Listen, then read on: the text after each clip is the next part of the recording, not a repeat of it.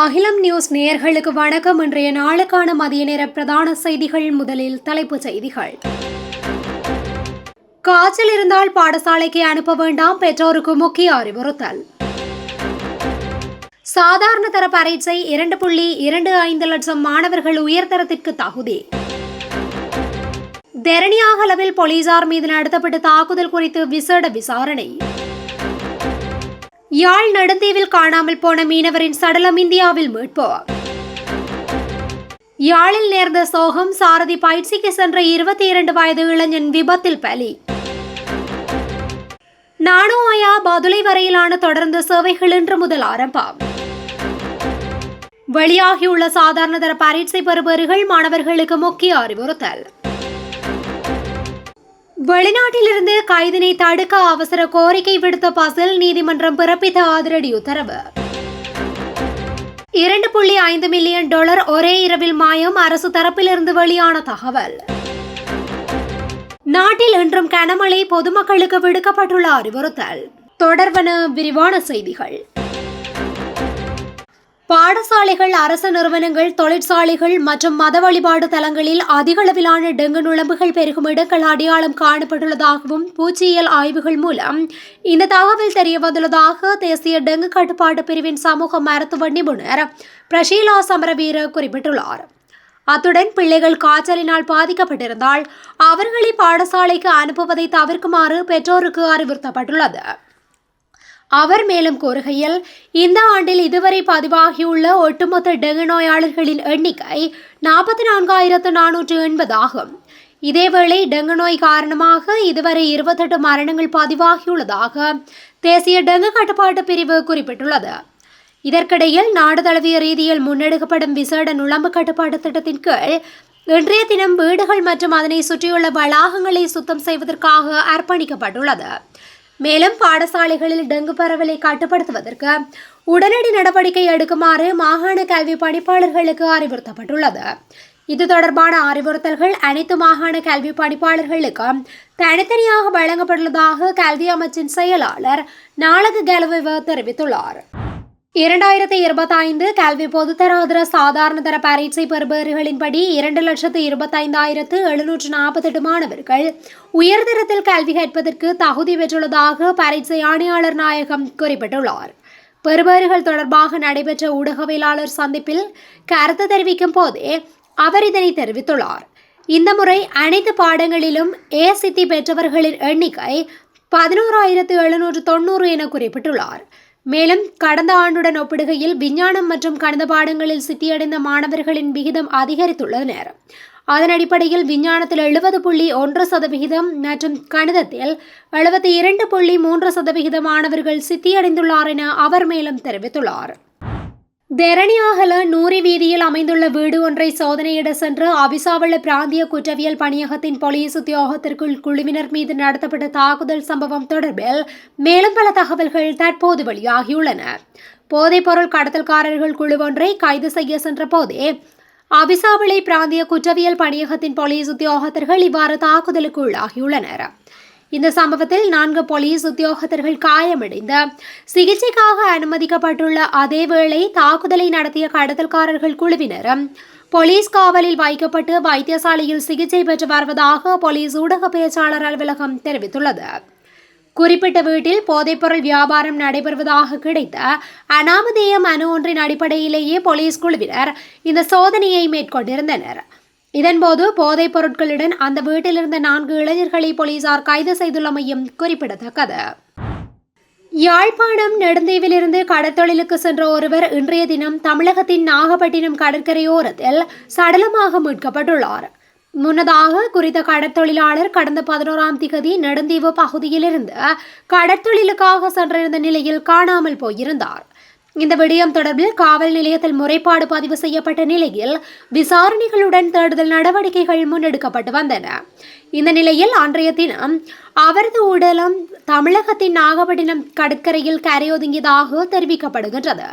உரிய விசாரணைகளின் பின்பு அவரது உடலத்தை இலங்கைக்கு அனுப்புவதற்கான நடவடிக்கைகள் முன்னெடுக்கப்பட்டு வருகின்றமை குறிப்பிடத்தக்கது. யாழ்ப்பாணம் பண்ணை பகுதியில் நேற்று இடம்பெற்ற வீதி விபத்தில் 22 வயதுடைய இளைஞர் ஒருவர் உயிரிழந்துள்ளார்.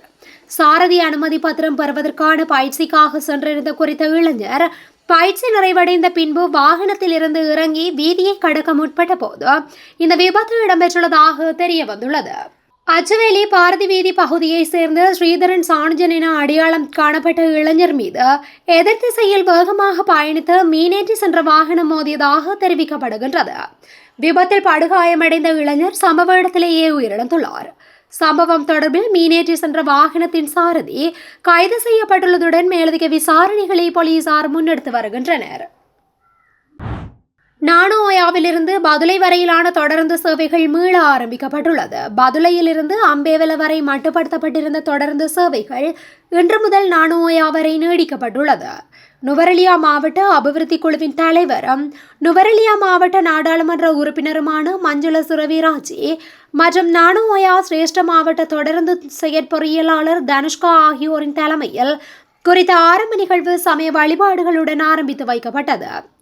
டிட்வா சூறாவளி மண் சரிவினால் கடுமையான பாதிப்புகளை எதிர்கொண்டு மலையக தொடர்ந்து திணைக்களத்தின் கடின உழைப்பினால் மீண்டும் புத்துயிர் பெற்று பயணிகளின் நலன் கருதி மீண்டும் ஆரம்பிக்கப்பட்டுள்ளமை குறிப்பிடத்தக்கது.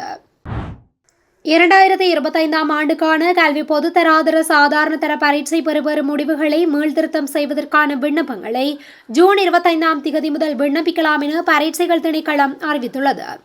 அதன்படி மீள்திருத்த விண்ணப்பங்களை ஜூலை 7 வரை இணையவழியில் சமர்ப்பிக்கலாம் என்று அந்த துறை கூறியுள்ளது. 2025 ஆண்டுக்குரிய கல்வி பொதுத்தராதர சாதாரண தர பரீட்சையின் பெறுபேறுகள் நேற்றிரவு வெளியாகியுள்ளன. இதற்கமைய பரீட்சைகள் திணைக்களத்தின் www.dudons.lk மற்றும் www.reresults.exams.government.lk என்ற இணையதளங்களின் மூலம் பெறுபேறுகளை பெற்றுக்கொள்ள முடியும் என பரீட்சைகள் திணைக்களம் தெரிவித்துள்ளமையும் குறிப்பிடத்தக்கது. முன்னாள் அமைச்சர் பசில் ராஜபக்ஷவிற்கு எதிராக பிறப்பிக்கப்பட்டிருந்த பிடியாணையை மீளப் பெறுமாறு விடுக்கப்பட்ட கோரிக்கையை மாத்தறை பிரதம நீதவான் நிராகரித்துள்ளார். மாத்தறை எலியகந்த பகுதியில் உள்ள 1.5 ஏக்கர் காணி கொள்வனவு தொடர்பாக தொடரப்பட்ட வழக்கில் கடந்த மே 22 நீதிமன்றத்தில் முன்னிலையாக தவறியதை அடுத்து பசில் ராஜபக்ஷவிற்கு பிடியாணை பிறப்பிக்கப்பட்டிருந்தது. உடல்நலக்குறைவு காரணமாக வெளிநாட்டில் சிகிச்சை பெற்று வருவதாக தெரிவித்து அவரது சட்டத்தரணிகள் வைத்திய அறிக்கைகளுடன் பிடியாணையை மீளப் பெறுமாறு கோரிக்கை விடுத்தனர். எனினும் சந்தேக நபர் தொடர்ச்சியாக நீதிமன்றில் முன்னிலையாகாமல் இருப்பதாக குறிப்பிடப்பட்டு பிடியாணையை மீளப்பெற முடியாது என நீதிமன்றத்தில் தெரிவிக்கப்பட்டுள்ளது. 2014 ஊவா மாகாண சபை தேர்தல் பிரச்சாரத்தின் போது விளம்பர நடவடிக்கைகளுக்காக அரசியல் கட்சியின் உருவம் மற்றும் அரசியல் கட்சியின் பெயர் பொறிக்கப்பட்ட 12,000 டி-ஷர்ட்கள் அச்சிட இலங்கை சுற்றுலா மேம்பாட்டு பணியகத்தில் ரூபாய் 7.8 மில்லியன் நிதி தவறாக பயன்படுத்தப்பட்டதாக குற்றப்புலனாய்வு திணைக்களத்தின் சட்டவிரோத சொத்துக்கள் பிரிவினர் நீதிமன்றத்தில் அறிக்கை தாக்கல் செய்திருந்தனர். இந்த வழக்கு விசாரணையில் முன்னிலையாகாது வெளிநாட்டில் உள்ளமையினால் முன்னாள் அமைச்சர் பசில் ராஜபக்ஷவை கைது செய்ய சர்வதேச பிடியாணை பெற வேண்டுமாயின் சத்திய கடதாசியில் தாக்கல் செய்து நடவடிக்கைகளை முன்னெடுக்க முடியும் என கோட்டை நீதவான் பசன் அமரசேன குற்றப்புலனாய்வு திணைக்கள அதிகாரிகளுக்கு அறிவுறுத்தியுள்ளமை குறிப்பிடத்தக்கது.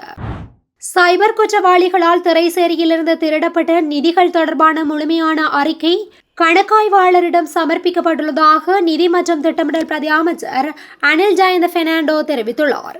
இந்த விவகாரம் தொடர்பான விசாரணைகள் முறைப்படி நடத்தப்பட்டு வருவதாக அவர் உறுதியளித்துள்ளார்.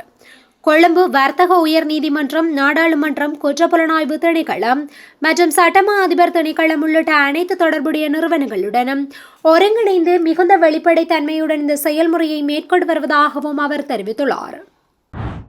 மேல் சப்ரகமுவ மற்றும் வடமேல் மாகாணங்களிலும் காலி, மாத்தறை, கண்டி மற்றும் நுவரெலியா மாவட்டங்களிலும் பல தடவைகள் மழை பெய்யக்கூடும் என வளிமண்டலவியல் திணைக்களம் அறிவித்துள்ளது. இதற்கமைய ஊவா மற்றும் கிழக்கு மாகாணங்களிலும் முல்லைத்தீவு மாவட்டத்திலும் சில இடங்களில் பிற்பகல் 2 மணிக்கு பின்பு மழையோ அல்லது இடியுடன் கூடிய மழையோ பெய்யக்கூடும் என்றும் அந்த அறிவிப்பில் தெரிவிக்கப்பட்டுள்ளது.